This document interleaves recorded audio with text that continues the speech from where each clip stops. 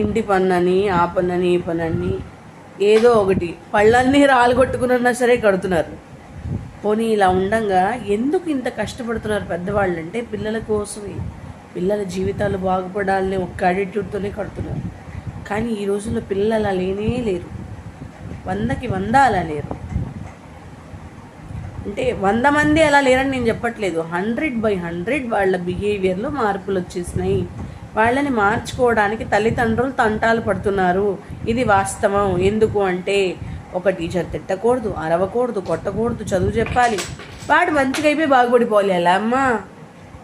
ఇంట్లో అమ్మ నాన్న కొట్టకుండా తిట్టకుండా బొజ్జగిస్తూనే పెంచేస్తున్నారు పిల్లల్ని?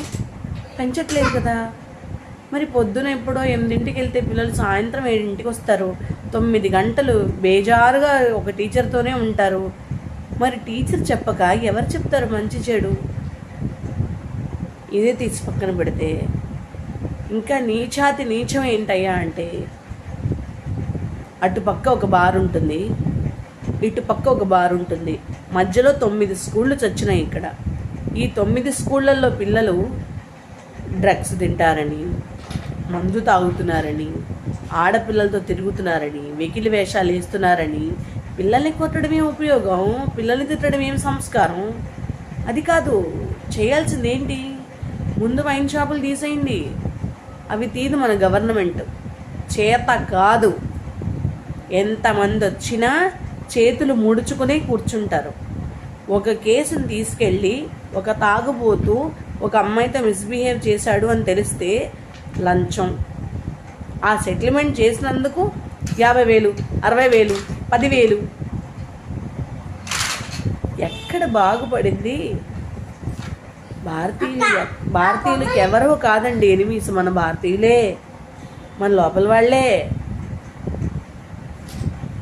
చట్టాలు, న్యాయాలు, అన్యాయాలు ఇవేమి లేవు.